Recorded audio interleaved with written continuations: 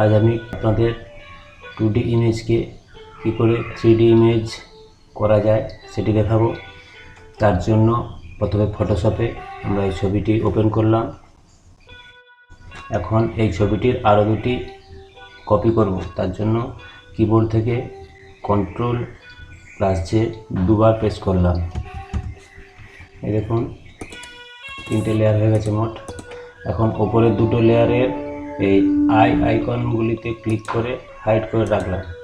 এখন নিচের লেয়ারটা সিলেক্ট করে এখানে একটি গ্রেডিয়েন্ট লেয়ার অ্যাপ্লাই করব। তার জন্য অ্যাডজাস্টমেন্ট লেয়ারে ক্লিক করে এই গ্রেডিয়েন্ট অপশনে ক্লিক করলাম করে তারপর এখান থেকে 3 নম্বরে এই কালার আপনাদের পছন্দ হলে ঠিক আছে, যদি অন্য কালার পেতে চান তাহলে এই জায়গায় একটি ক্লিক করুন, করে এই কালার অপশনে ক্লিক করে আপনি আপনার পছন্দ মতো কালার বেছে নিন। আমি এই কালারটা পছন্দ করছি। এরপর ওকে করলাম, আবারও ওকে। এরপর উপরের লেয়ারটা সিলেক্ট করে এর আইকনটি চালু করে দিলাম। এখান থেকে এই জায়গায় রাইট ক্লিক করে রেক্ট্যাঙ্গুলার মার্কি টুল সিলেক্ট করলাম, মাউস দ্বারা এই অংশ সিলেক্ট করে নিলাম।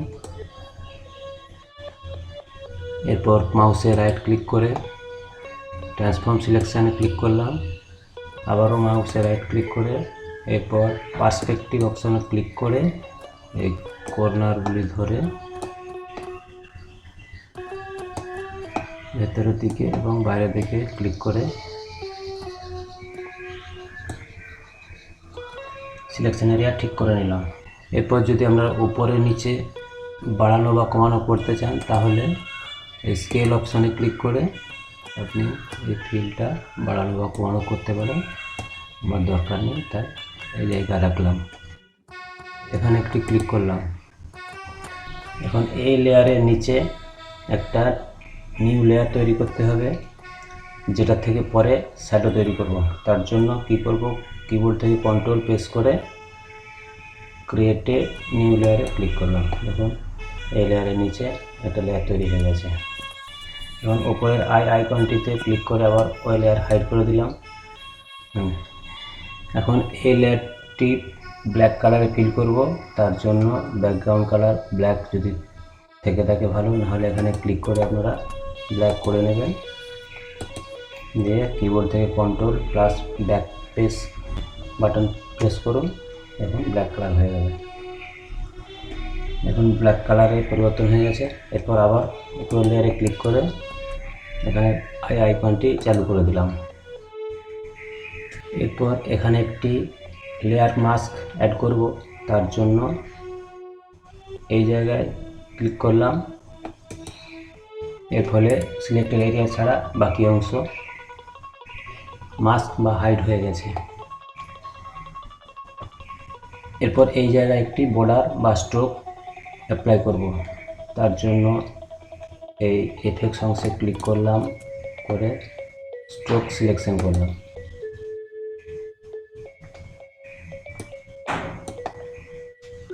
দেখুন ব্ল্যাক কালারের বর্ডার পড়ে গেছে। আপনারা কালার চেঞ্জ করতে চাইলে এখান থেকে করে নেবেন। আমি এখানে সাদা নিয়ে নিচ্ছি, ওকে করলাম।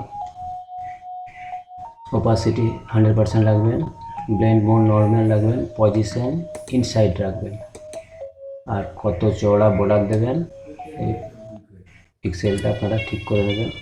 আমি এখানে 18 দিলাম, দিয়ে ওকে করলাম। এটা হলো পপ আপ ছবির বেস অংশ। এরপর উপরে লেয়ারটিতে ক্লিক করে এখানকার আইকনটিতে ক্লিক করে ওইটিকে চালু করলাম।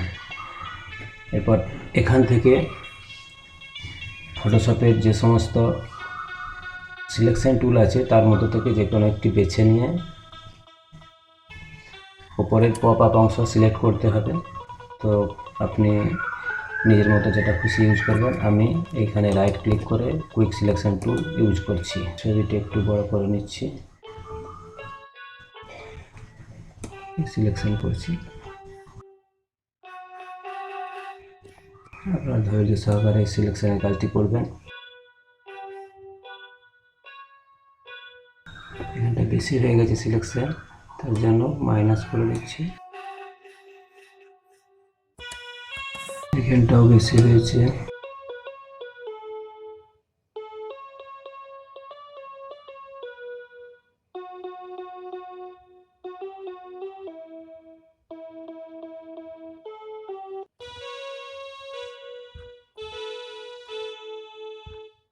মোটামুটি সিলেকশনের কাজ হয়ে গেছে।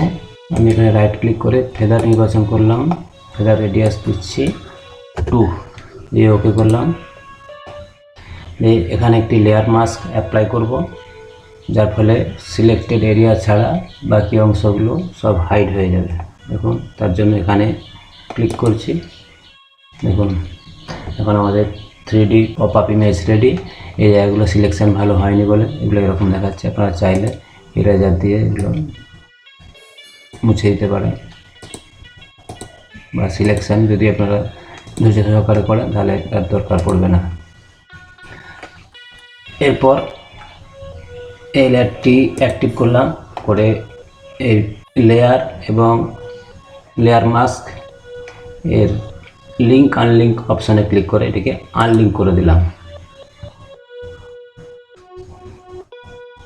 তারপর এই লেয়ার মাস্ক থাম্বনেইলে ক্লিক করে এটিকে অ্যাক্টিভ করলাম। এরপর কিবোর্ড থেকে Ctrl+T প্রেস করে ফ্রি ট্রান্সফর্ম চালু করলাম। এখানে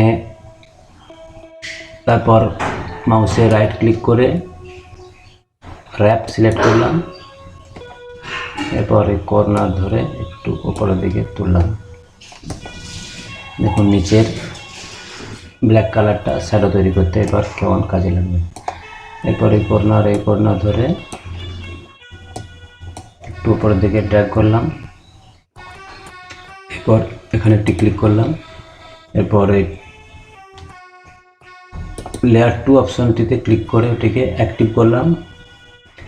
তারপর গেলাম ফিল্টার অপশানে, ওখান থেকে ব্লার, তারপর গসিয়ান ব্লার। দেখুন শ্যাডো কেমন হয়ে গেছে। এরপর এই স্লাইডারটিকে অ্যাডজাস্ট করে আপনারা